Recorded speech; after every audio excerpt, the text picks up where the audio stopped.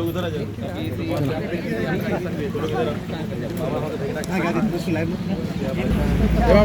पीछे करो लेडीज।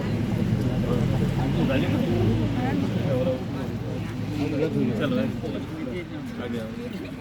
चला